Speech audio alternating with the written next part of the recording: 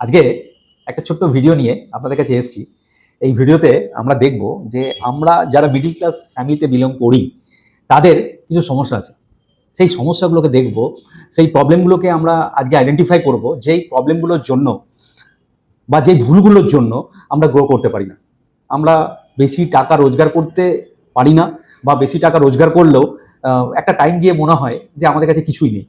বা এরকমও মনে হয়, আপনারা মনে করে দেখবেন যে টাকা প্রচুর রোজগার করেছি কিন্তু কই আমার কাছে এখন হাতে টাকা কই। ব্যাপারটা ঠিক এরকম দাঁড়ায়। তো এই ধরনের কিছু প্রবলেম আমাদের আছে, আমরা কিছু ভুল ত্রুটি করে থাকি। আজকে তারই মধ্যে কিছু ভুল ত্রুটি নিয়ে আজকে আলোচনা করি। নাম্বার হচ্ছে এমার্জেন্সি ফান্ড না রাখা। এমার্জেন্সি ফান্ডটা কি? দেখুন, আমরা কোভিডের সময় বুঝেছিলাম যে এমার্জেন্সি ফান্ড কি। কোভিডের সময় দেখা গেছে যে ৩-৪ মাস আমাদের ঠিকমতো রোজগার ছিল না। হতে পারে আমরা যে ব্যবসা করছি সেই ব্যবসা আমাদের চলেনি, বন্ধ রাখতে হয়েছে।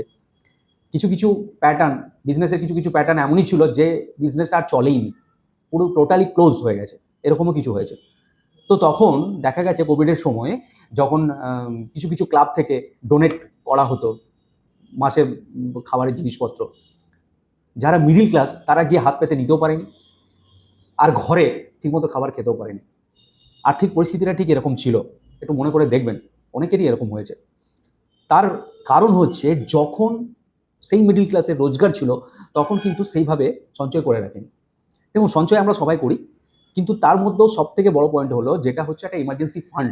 সেই ফান্ডটাকে কীভাবে ক্রিয়েট করা। এমার্জেন্সি ফান্ড বলতে বোঝাচ্ছে আপনার মাসের যা খরচা, সেটা 6 মাসের খরচা আপনি রাখুন রিজার্ভ করে, যেটা আনটাচ থাকবে, যেটা নিয়ে আপনি কিছু করবেন না।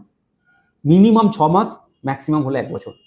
এই ফান্ডটা যদি আপনি আলাদা করে কোথাও তৈরি করে রাখতে পারেন, তাহলে লাইফে অনেক সময় আপনার কাজে লাগতেও পারে, নাও লাগতে পারে, বাট ফান্ডটা এমন জায়গায় রাখুন যাতে ফান্ডটা গ্রো করে। তাহলে কি আপনি নিশ্চিন্তে থাকতে পারবেন। কারণ এই ফান্ডটা যদি তৈরি না হয়ে থাকে তখন কি হয়, অনেক সময় দেখা যায় যে আমাদের কোনো রকম এমন সমস্যা হলো যে আমরা ঘরের ফিক্সড ডিপোজিট বা ছেলের জন্য, ছেলের এডুকেশনের জন্য যে ইনভেস্টমেন্টটা করছিলাম সেটা ব্রেক করতে হলো, আমার রিটায়ারমেন্ট প্ল্যান ব্রেক করতে হলো। এই জিনিসটা কেন হয়?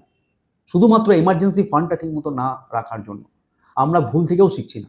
কোভিড বা কোভিডের যে সিচুয়েশন এরকম সময় এসেছিল, সে সময় কিন্তু আমাদেরকে শিখিয়ে দিয়েছে এমার্জেন্সি ফান্ড কাকে বলে।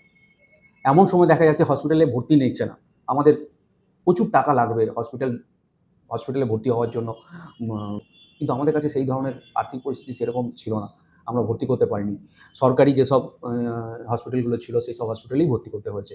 তো এর কারণটা কি? আমাদের কাছে পয়সা ছিল, আমরা সেই রোজগার করেছি কিন্তু পয়সাটা রাখিনি। এই না রাখার জন্য আমাদেরকে বিভিন্নভাবে ভুগতে হয়েছে। তো আমরা যাতে ভবিষ্যতে এই ধরনের ভোগান্তি থেকে দূরে আসতে পারি বা সরে আসতে পারি, তার জন্য বলা হচ্ছে যে এমার্জেন্সি ফান্ড আপনার একটা রাখা খুবই দরকার।